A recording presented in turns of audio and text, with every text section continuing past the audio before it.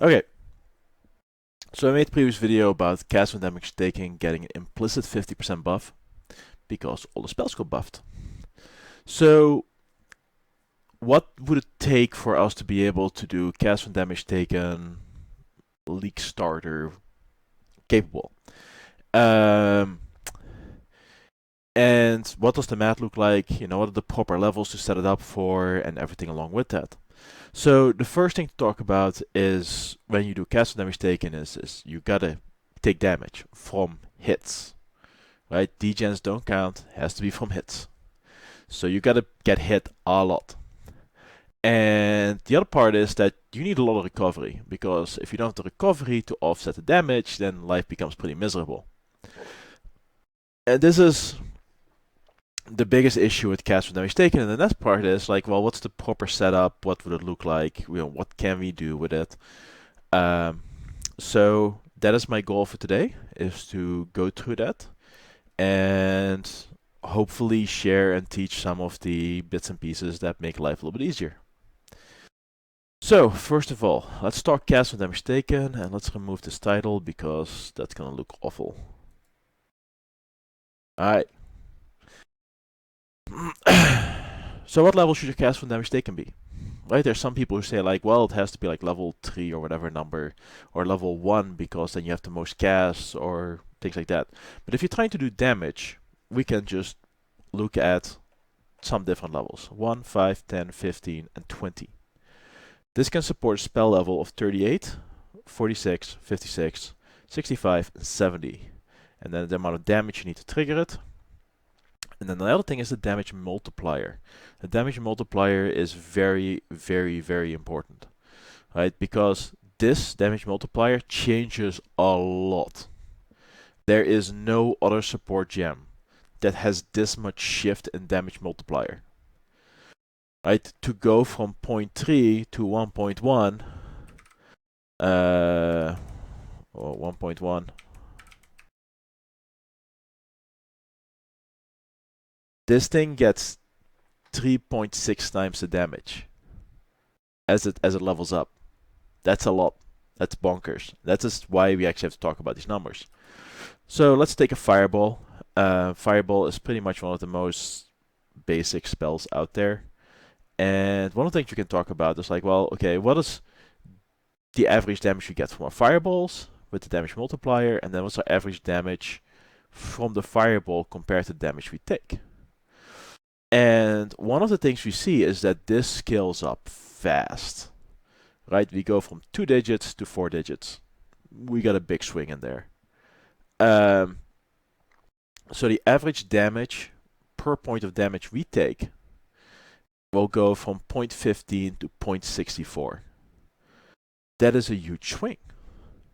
So what this tells us that if we have to invest in recovery, we want to maximize the amount of damage we want to maximize the level of the cast when damage taken setup, because if we do, we get a lot more damage out of the damage we take. Okay. Did I have the mana math on here too? No. So let's talk about cast when damage taken then compared to self-cast, right? We know that we want to keep up the level of our cast when damage taken, because the higher our cast when damage taken setup is, the more damage we get per point of damage we deal to ourselves. And a big part of that is this scaling damage multiplier, which is bonkers. And the other part is that fireball goes up in damage. Cast when damage taken versus self-cast.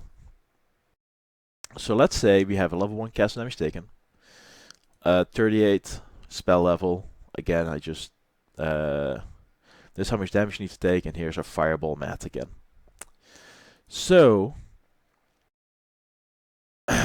what we can do is we can recoup 20% of damage taken as mana. Right? So that means that this 250% mana multiplier can be offset to some degree. Now, the mana for this spell doesn't go up as fast, right? You go from 15 to 25, whereas our damage goes up drastically over that same period. So if we start looking at it and saying like, well, how many of these free 25 mana spells can we cast with a 20% recoup per cycle? I think that's this, right? Yeah. 10 over here versus 2 over there.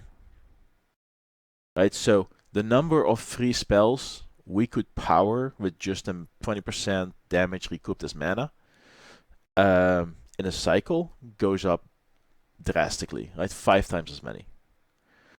And the other thing to keep in mind is this damage multiplier, right? Because we want to keep our spells leveled, right? So if you are comparing to somebody who's self-casting, well, somebody who's self-casting casts a spell of their level. We also want to do that because we know from the previous slide that the higher our level setup is, the more damage we do. So what that means is that we can assume that if we have 2.8 spells that we can power for free, multiplied by the damage multiplier of this thing, right? We effectively get the equivalent of 0.8 hand cast spells. And this number, again, shoots up. At the end, we get at level 70, we get the equivalent of 11.5 hand cast spells. It's a pretty big swing. So how does that compare to somebody who's just hand casting? So we don't have fireball damage here, right? Because we're both casting the same spell, we're both casting the same spell of the same level. So we can normalize all the actual damage from the spell. We're just talking about the effectiveness, if you will. So at level 38, we assume the spell damage is 1, which is the same as for us. We have 2 casts a second, so we have some investment in cast speed. We have 3 supports, and the support multipliers are like 30%. So our normalized damage on a 4 link in that case is 4.31. Well, without investment in massive mana recovery, right? Right now we're just looking at the number of free spells we can power. We have 0.8 versus 4. That's awful, right? Because if we compare that divided by, that's 5 times as much damage. Right? So this setup, cast and damage taken, all of them needs flat investment.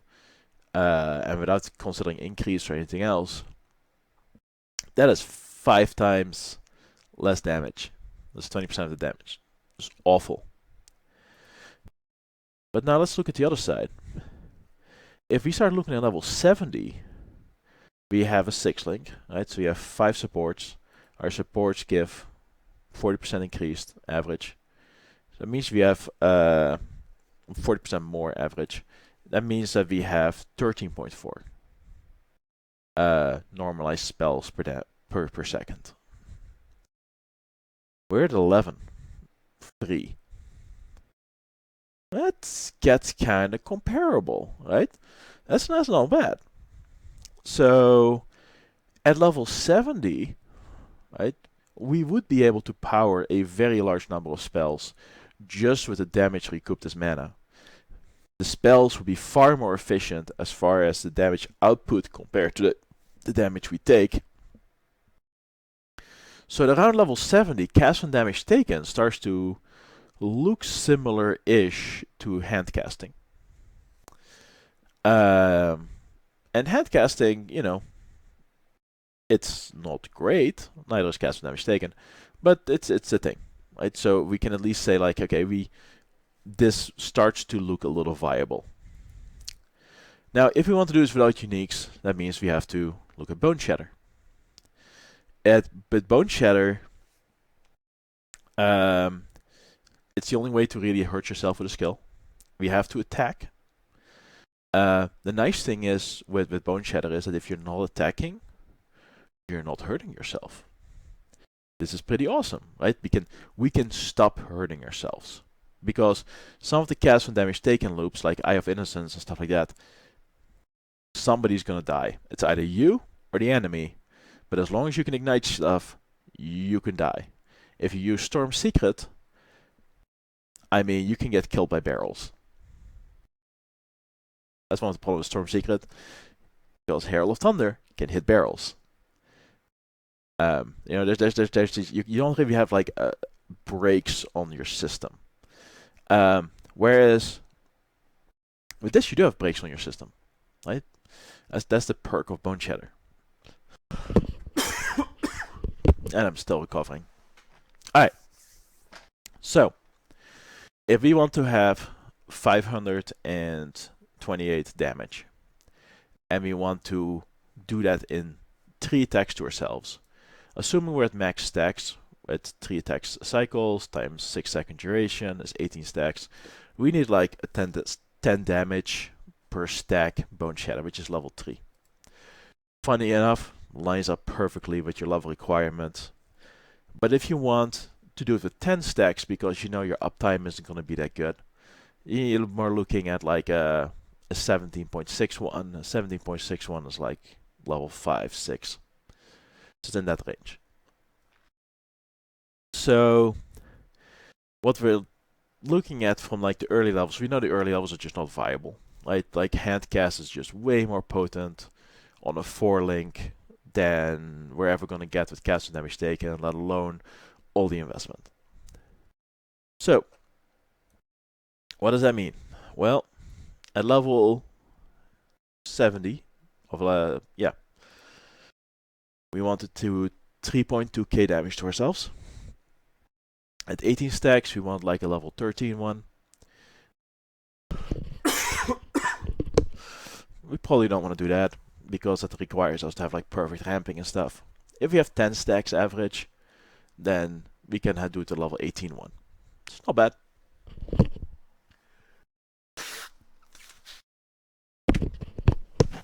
It's all within the range. So that's pretty good. Right? We have some potential here to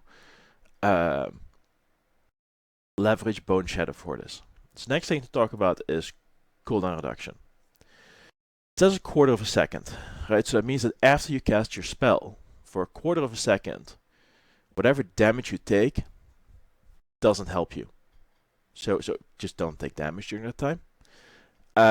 Which means that we want to not attack too frequent, which is why I put my attacks per cycle at 3. Our max attacks per second we want to look at in that case, because CDR has some weirdness due to the internal mechanic of ticks, that if you don't have CDR, don't have more than 3.7 attacks a second. You got more than 3.7 attacks a second, you're hurting yourself, you're not getting any benefit. If you have some CDR, you can go to 4.3 attacks a second. Pretty big swing, but getting CDR is super tricky. Right, there's only some endgame mods that do it, and they're like on influence basis and shit like that, or uniques. It's just not easy to get CDR. So realistically, 3 attacks a second is fine, and that will power an entire cycle. So what kind of links would we be looking at? Well, what I'm looking at is elemental projectile spells, right? Every time they introduce new skill gems, they are boosting cast when damage taken. Which sounds weird to say, but that's what they do. Because it gives us more opportunity to combine different spells. Right, so I can run like cast when damage taken, elemental penetration, fireball, freezing pulse, cast when damage taken, elemental penetration, frostbolt, rolling magma, cast when damage taken, elemental penetration, spark, freezing pulse, cast when damage taken, elemental penetration, ball lightning, blazing salvo, eye of winter. And elemental focus, because these are all like tiny hits, so elemental focus should do fine. The equivalent spells of damage we do is 13.44. The cost is 12.87. Now, if we look at this over here, 12.87 is pretty close, and our damage is pretty similar.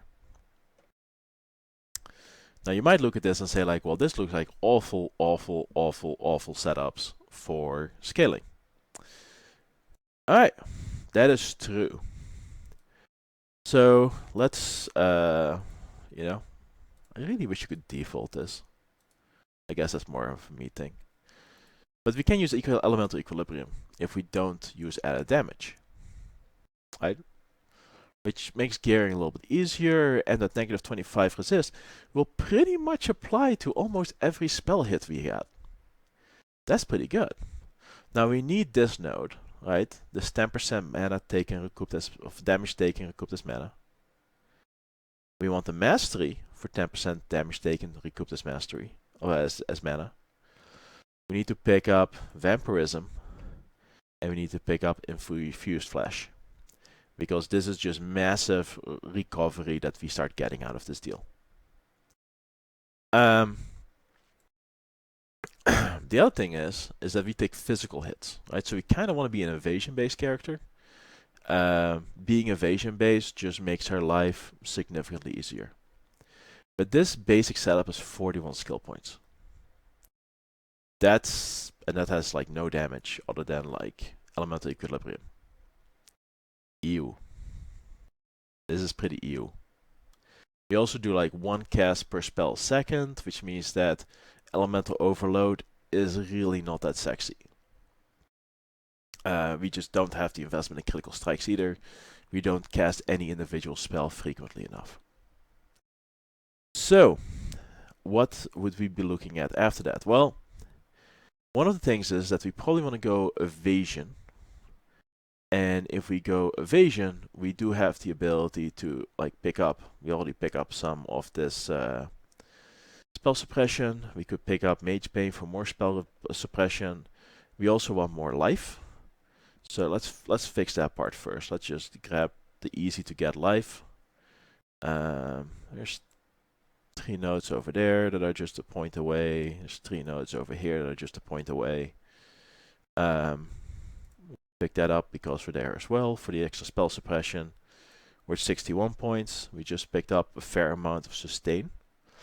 We can probably grab this for some more life gain of actual life, and we'll pick up this for life as well. So at 136% life, we've spent 71 points. We still haven't picked up any damage. We are over here now for the projectile damage, so we can pick up all these projectile damage nodes. Makes life a little bit easier. We're at 74 points. We've picked up 20, 30, 40, 50, 60, 76% increased damage. At least we have some now. And we've picked up 136% life, some energy shield. Probably want to just pick up this life wheel. It's only 1 point away, and we get a fair amount of base and energy shield out of here as well. So now we are at 106% life, and at this point it is damage. We have a lot of recovery of our lost life. These 2 nodes combined with the minor ones is 50%. If we can get a couple of the rings, there's a new ring mod which gives you the ability to recoup more life as well. Makes a pretty big deal. The nice thing with this recoup mechanic and hurting ourselves via Bone Shatter is that Bone Shatter has a slow ramp up, which gives this damage taken recouped as life time to ramp up as we ramp up our damage. So this should actually be a pretty nice mechanic. We also pick up a bunch of energy shield. Let's pick up some energy shield leech.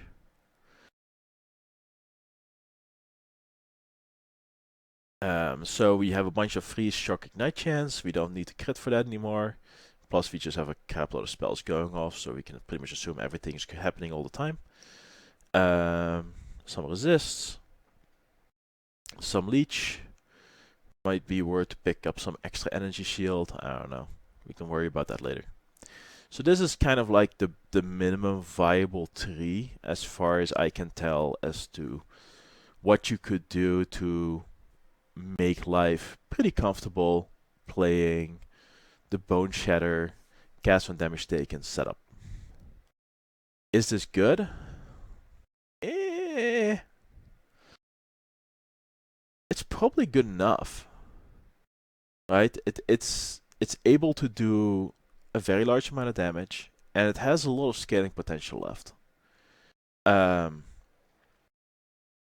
so areas where we can scale, first of all, is over here. Right now we're doing 3 attacks a second. If we go to 3.7 attacks a second, that is a 20% more damage multiplier. Pretty good. If we go to 4.3 attacks a second, that's like 33% more damage multiplier. It's, you know, eh. This might be too much investment, so really you might be just looking at raising this number. And you're doing a lot of hits. The other thing is that we are going to be doing some things like shocking. Chances are that with even a relatively low shock chance, just because of the number of different spells we have firing off, right? We have, well, for shock we only have Spark, but Spark can hit multiple times. We'll probably get an Ignite from either Fireball or Rolling Magma. We'll probably have one up, let's put it that way.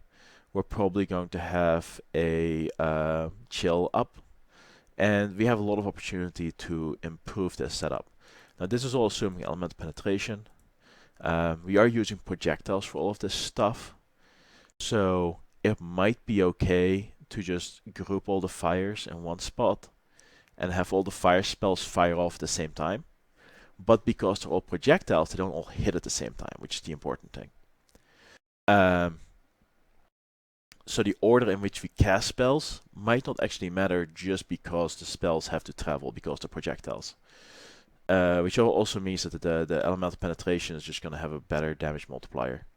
So we'll just have one for fire, one for cold. You'll probably still have to bunch a bunch together in some way, shape, or form.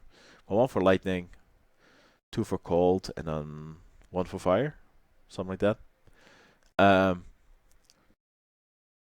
Anyway, this setup is looking pretty viable from an actual gameplay perspective. The challenge is this tree is garbage. This tree is completely unplayable. Like you can't level this. Right? And we know from the math that we don't really catch up with just self-cast, plain self-cast, until we get to level 70. So that's a problem. That means that you're possibly looking at a very, very large and very expensive respec in some way, shape, or form. So let's talk about. Actually, we'll talk in a different video about that. This is enough stuff to talk about for cast and damage taken. I think cast and damage taken is more than viable in this league. The 50% implicit boost it got is huge. Getting additional sources of a recoup is insane when you already have 50%. Right? Because if you get an extra 10% from 2 rings, well, that's 20% more recoup. That's effectively 40% that you don't have to mitigate. Should you be playing this as a Pathfinder or something else? Well, I play everything as a Pathfinder. The nice thing with Pathfinders is that you have insane defenses out of your flasks and your tree, and you can leverage that for insane recovery rates. So that's why I run things as a Pathfinder. It gives a lot of flexibility in that regard. Can other trees do this better? I'm sure there are, but I just don't know how to play those ascendancies. But this is something I'm looking at as a respec.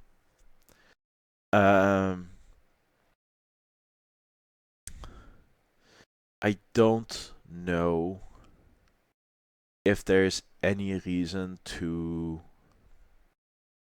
I don't know. I don't think that anointing things is gonna make this easier.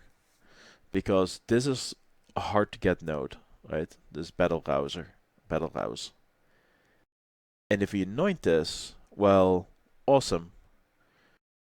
But if we anoint this, that only matters for trees that never go down here at all.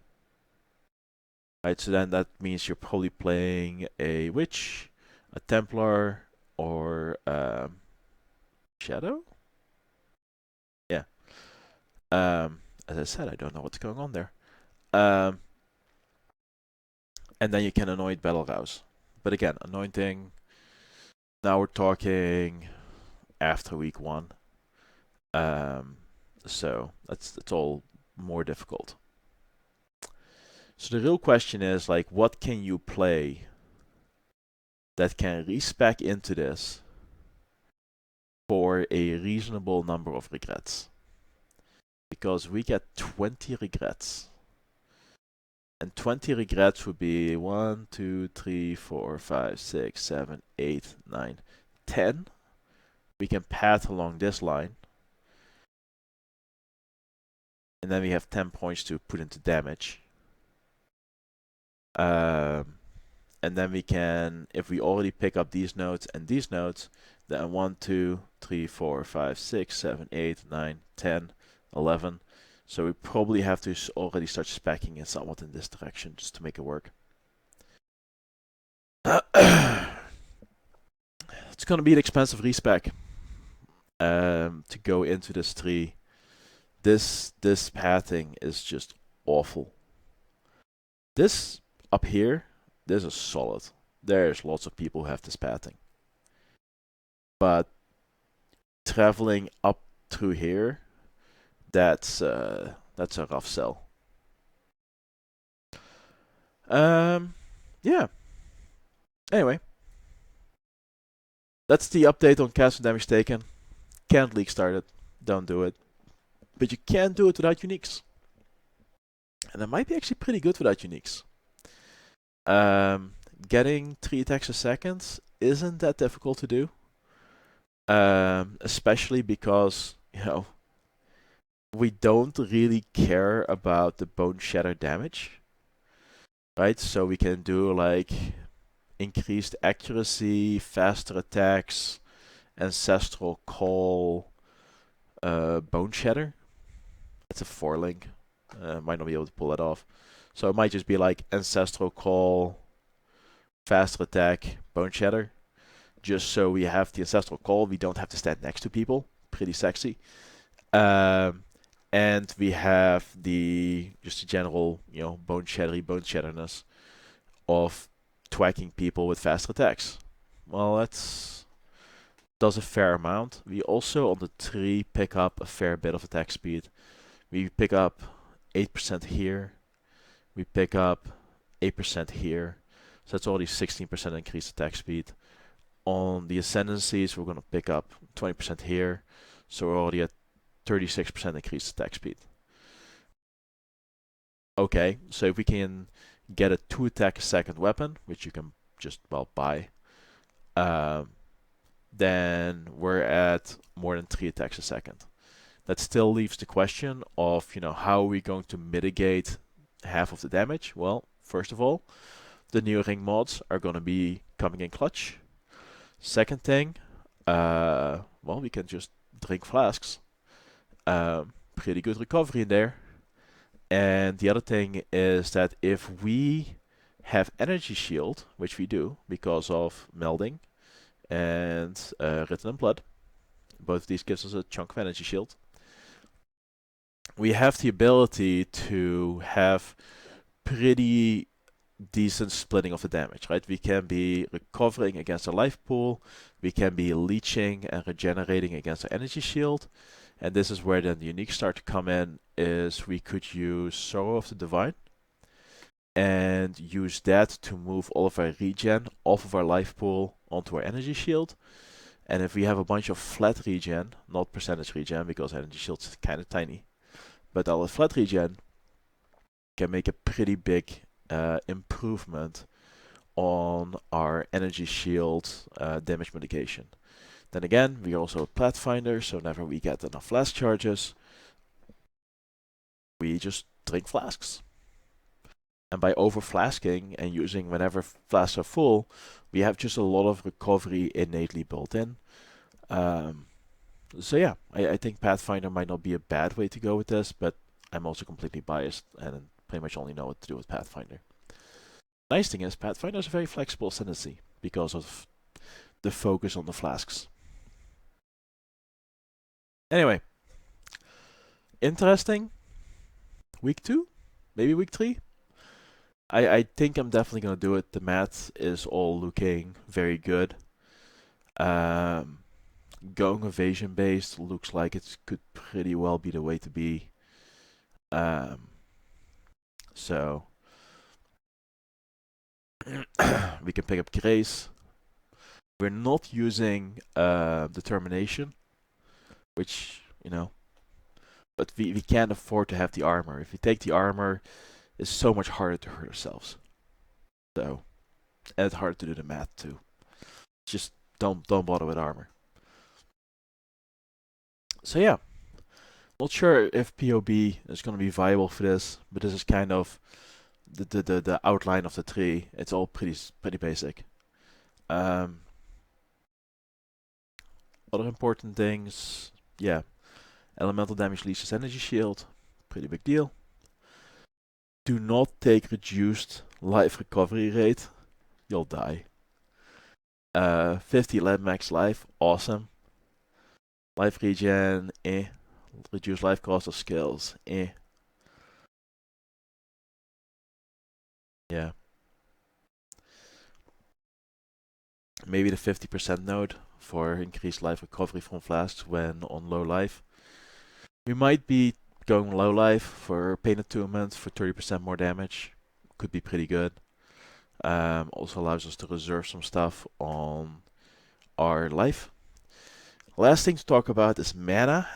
If we want to power all this, we need a large mana pool. Actually, that's not true. Large mana pools, like 5,000. We need a mana pool of a few thousand. Because all of our spells are paid off at once, which is gonna be brutal. Another way to go around that would be like Eldritch Battery. If we have enough energy shield, maybe we reserve all of our mana.